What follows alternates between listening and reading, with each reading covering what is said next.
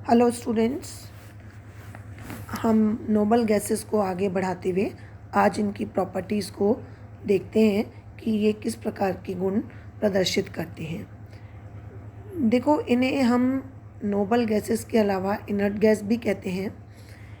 Inert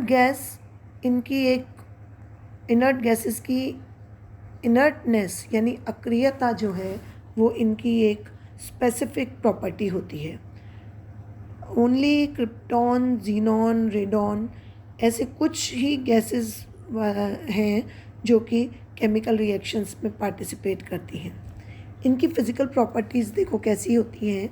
ये सभी gases odourless होती हैं, कलरलेस होती हैं और इन टेस्टलेस होती हैं, यानी कि इनमें ना तो कोई रंग होता है, ना कोई गंध होती है और ये स्वादहीन होती हैं। जल में बहुत ही कम विलय होती है, सॉल्युबिलिटी बहुत कम होती है, लेकिन एटॉमिक वेट बढ़ने के साथ साथ इनकी सॉल्युबिलिटी बढ़ती जाती है और टेम्परेचर बढ़ने के साथ भी इनकी सॉल्युबिलिटी बढ़ जाती है।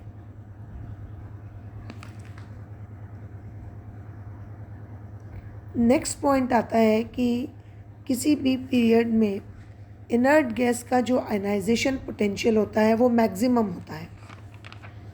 ठीक है, इनका आयनन विभव जो होता है वो सबसे अधिक होता है। चूँकि इनका इलेक्ट्रॉनिक कॉन्फ़िगरेशन स्थायी होता है, स्टेबल होता है, इसलिए इनमें इलेक्ट्रॉन ना तो लेने की टेंडेंसी होती है ना इलेक्ट्रॉन देने की टेंडेंसी होती है, यानी कि इनमें इलेक्ट्रॉन बंधुता ज़ीरो होती है और इनकी इलेक्ट्रोनेगेटिविटी अभी तक अननोन है, यानी इलेक्ट्रॉन एफिनिटी तो ज़ीरो होती है और इलेक्ट्रॉन नेगेटिविटी अभी तक डिस्कवर नहीं हुई है। नेक्स्ट इसकी प्रॉपर्टी आती है कि कम टेम्परेचर पर इन गैसेस का एड्जॉर्प्शन चारकोल के द्वारा हो जाता है, मतलब ये गैसेस चारकोल में एड्जॉर्ब हो जाती हैं यदि टेम्परेचर कम हो तो। नेक्स्ट आता है कि इन गैसेस के में कौन सा फोर्स ऑफ अट्रैक्शन होता है। ये होता है weak van der Waals force of attraction. उसकी वजह से इनके जो बॉइलिंग पॉइंट होते हैं, इनके मेल्टिंग पॉइंट होते हैं या इनकी हीट ऑफ वेपराइजेशन होती है वो बहुत कम होती है। इसीलिए इनका लिक्विफिकेशन कर पाना बहुत ही मुश्किल होता है, द्रवण जो है वो बहुत मुश्किल होता है। लेकिन यदि एटॉमिक नंबर बढ़ता जाए तो इनके बॉइलिंग पॉइंट, मेल्टिंग पॉइंट बढ़ने की वजह से इनकी जो लिक्विफिकेशन की टेंडेंसी है वो ग्रेजुअली इंक्रीज़ होती जाती है, यानी ऊपर से नीचे की तरफ आते हैं तो वो बढ़ती जाती है क्योंकि इनका एटॉमिक नंबर बढ़ता चला जाता है। नेक्स्ट इनकी प्रॉपर्टी होती है कि इनके एटॉमिक रेडियाई के मान बहुत हाई होते हैं और ग्रुप में ऊपर से नीचे जाने तक साइज़ बढ़ता जाता है, जिसकी वजह से इनकी एटॉमिक रेडियाई भी बढ़ती जाती है। ये जो एटॉमिक रेडियाई की हम बात कर रहे हैं ये नॉन बॉन्डिंग रेडियाई हैं। हमको दूसरे एटम से यदि हम इनको कंपेयर करते हैं तो हमें वैन डेर वाल्स रेडियस से इनको कंपेयर करना चाहिए, ना कि कोवेलेंट रेडियस से करना चाहिए, क्योंकि ये सभी मोनो एटॉमिक गैसेस होती हैं। नेक्स्ट इनकी प्रॉपर्टी आती है कि ये सभी गैसेस मोनो एटॉमिक होती हैं। क्योंकि इनका स्टेबल कॉन्फ़िगरेशन होता है, जिसकी वजह से ये इनर्ट होती हैं और ये डाई एटॉमिक मॉलिक्यूल्स नहीं बना सकती। इसको अपन अंडरस्टैंड करने के लिए हीलियम का मॉलिक्यूलर ऑर्बिटल डायग्राम देखते हैं। यदि यहाँ पर हीलियम के दो एटम जिसका अपने को इलेक्ट्रॉनिक कॉन्फ़िगरेशन मालूम है 1s2 होता है, एक तत्व का वो दूसरे तत्व से ओवरलैप करता है तो हमको दो ऑर्बिटल्स प्राप्त होंगे। एक होता है बॉन्डिंग मॉलिक्यूलर ऑर्बिटल, एक होता है एंटी बॉन्डिंग मॉलिक्यूलर ऑर्बिटल। अब चूंकि दोनों में दो इलेक्ट्रॉन्स मौजूद हैं तो दो इलेक्ट्रॉन्स तो बॉन्डिंग ऑर्बिटल में आ जाएंगे, दो एंटी बॉन्डिंग ऑर्बिटल में आ जाएंगे। इस तरह से 4 इलेक्ट्रॉन्स इसमें डिस्ट्रीब्यूट हो जाते हैं। अब यदि हम इनका बॉन्ड ऑर्डर निकालें, आप एमो थ्योरी ध्यान करें जो आपको पढ़ाई थी, उसमें हम किसी एटम का मॉलिक्यूलर ऑर्बिटल इसका बॉन्ड ऑर्डर कैसे निकालते हैं? Bond order is equal to bonding electron minus anti bonding electron divided by 2।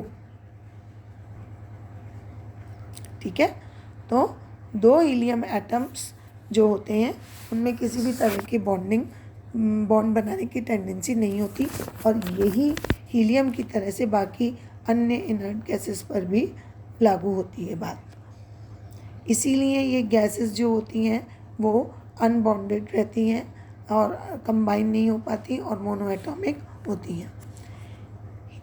Helium और दूसरी इनर्ट गैसेस की मोनोएटॉमिक टेंडेंसी को अपन प्रूव भी कर सकते हैं, जिसके फेवर में कुछ वैल्यूज़ हैं, जैसे कि इनके Cp/Cv का रेशो 1.67 होता है। इनका अपवर्तनांक होता है डाइलेक्ट्रिक कांस्टेंट, या और दूसरे जो फिज़िकल प्रॉपर्टीज़ हैं वो भी मोनोएटॉमिक मॉलिक्यूल के मोनोएटॉमिक स्टेट के अकॉर्डिंग होती हैं। नेक्स्ट इसकी प्रॉपर्टी है कि जब लो टेम्परेचर पर इनर्ट गैसेस में विद्युत विसर्जन प्रवाहित किया जाता है तो अलग अलग कलर की ग्लो आती है, जैसे कि हीलियम से येलो कलर की, नियॉन से रेड कलर की, आर्गन से रेड या ब्लू कलर की ग्लो या दीप्ति हमको प्राप्त होती है। क्रिप्टॉन से पीली हरे रंग की प्राप्त होती है। इनकी केमिकल प्रॉपर्टीज़ को अब अपन डिस्कस करते हैं कि इनकी किस तरह से केमिकल प्रॉपर्टीज़ का रहता है। देखो, सबसे पहले हम केमिकल प्रॉपर्टीज़ के लिए फॉर्मेशन ऑफ मॉलिक्यूलर आयंस देखेंगे कि इनके आयंस किस प्रकार से बनते हैं। अब जो हमने विसर्जन नली वाली बात करी थी उसमें हाई एनर्जी स्टेट में हाइड्रोजन और दूसरी इनर्ट गैसेस को यदि अपन कंबाइन कराएं तो क्या होगा कि कई तरह के मॉलिक्यूलर आयंस फॉर्म होते हैं, जैसे कि हीलियम के 2 एटम्स डिफ्यूज़न ट्यूब में हम लेते हैं तो हमको इस प्रकार से हीलियम 2 आयन प्राप्त होता है जिसमें इलेक्ट्रॉन निकला हुआ है। फिर ये हीलियम जब हाइड्रोजन एटम से रिएक्ट करता है तो हमको इस प्रकार का मॉलिक्यूलर आयन मिलता है जो कि हीलियम और हाइड्रोजन के कॉम्बिनेशन से बना है। फिर ये आयन वापस से इसी ट्यूब में रिएक्ट करके दूसरे हाइड्रोजन एटम से अटैच होकर के इस प्रकार से मॉलिक्यूल आयन बनाता है। इसी तरह आर्गन से भी हमको ये मॉलिक्यूलर आयन प्राप्त होते हैं, पर ये इतने शॉर्ट टाइम पीरियड के लिए होते हैं कि इनको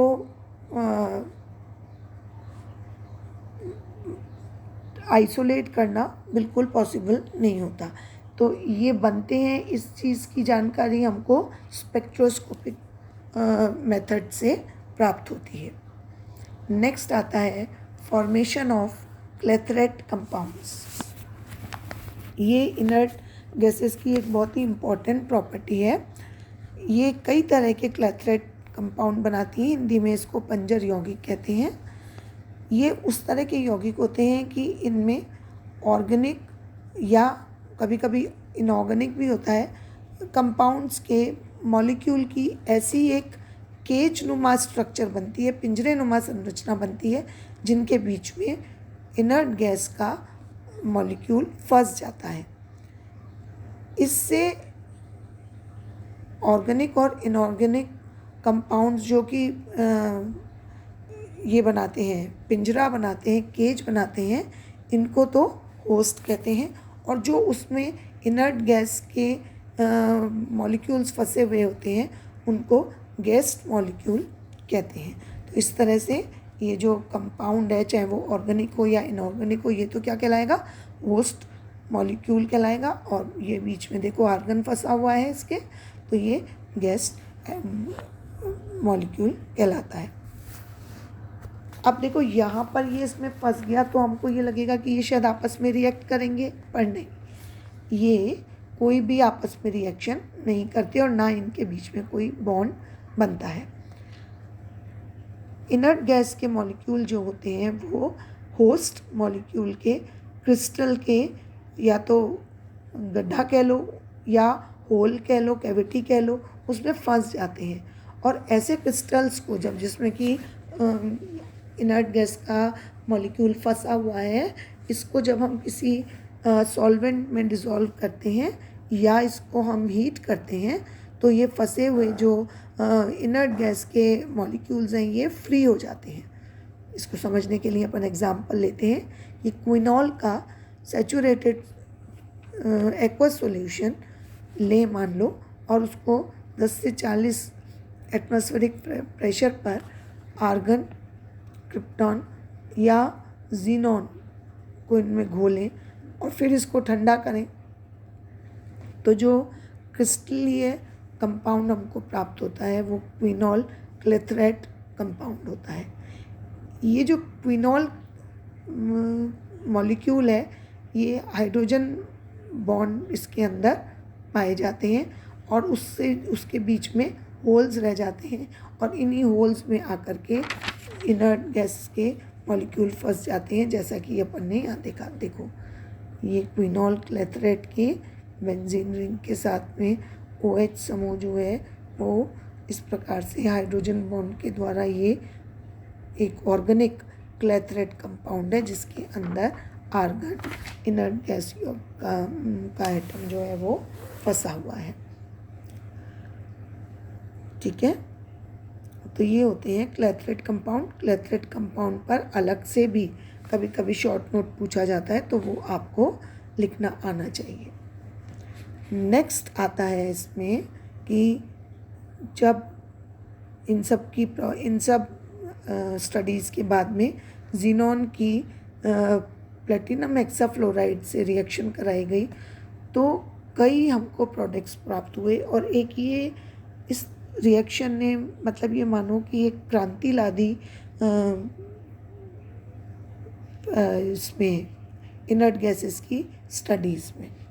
ठीक है, जब इसकी जीनॉन की प्लेटिनम हेक्साफ्लोराइड से रिएक्शन कराई गई, तो इस प्रकार की एक आयनिक स्पीसीज हमको प्राप्त हुई। जीनॉन की फ्लोरीन के साथ अलग अलग सिचुएशन, अलग अलग कंडीशंस में रिएक्शन कराने पर कई तरह के जीनॉन फ्लोराइड बनते हैं। जैसे कि जब जीनॉन और फ्लोरीन की रिएक्शन निकल ट्यूब में 400 डिग्री टेम्परेचर पर कराई जाती है, तो XeF2 बनता है। फिर इसके 2 मॉलिक्यूल्स लेकर उसी निकल ट्यूब में हम 300 डिग्री टेम्परेचर पर रिएक्शन कराते हैं, तो XeF4 मॉलिक्यूल बनता है। 3 मॉलिक्यूल के साथ 60 एटमॉस्फेरिक प्रेशर पर और 300 डिग्री टेम्परेचर पर जीनॉन हेक्साफ्लोराइड प्राप्त होता है। क्रिप्टॉन भी देखो फ्लोरीन के साथ रिएक्शन करता है, तो क्रिप्टॉन फ्लोराइड इस प्रकार से बनते हैं। टेम्परेचर की कंडीशन देखो कितना फ़र्क है, यहाँ पर -183 डिग्री सेंटीग्रेड पर रिएक्शन होता है। नेक्स्ट है जीनॉन की डाईऑक्सीजन डाईफ्लोराइड के साथ रिएक्शन कराते हैं, तो जीनॉन टेट्राफ्लोराइड हमको प्राप्त होता है, यानी कि XeO2F2 इसके साथ डाईऑक्सीजन डाईफ्लोराइड के साथ रिएक्शन कराते हैं, तो जीनॉन टेट्राफ्लोराइड हमें प्राप्त होता है। क्रिप्टॉन की फ्लोरीन के साथ रिएक्शन कराई जाती है, तो ये अपन देख ही चुके कि क्रिप्टॉन का फ्लोराइड प्राप्त होता है। तो इस तरह से ये इसकी कुछ प्रॉपर्टीज़ हैं जो कि फिज़िकल और केमिकल अपन ने देखी। अब हम नेक्स्ट वीडियो में यूजेस ऑफ नोबल गैसेस देखेंगे। तो आशा करती हूँ कि आपको ये समझ में आया होगा। एक बार इसको अपने आप पढ़िएगा, कोई प्रॉब्लम आए तो आप मुझसे बात कर सकते हैं। Thank you.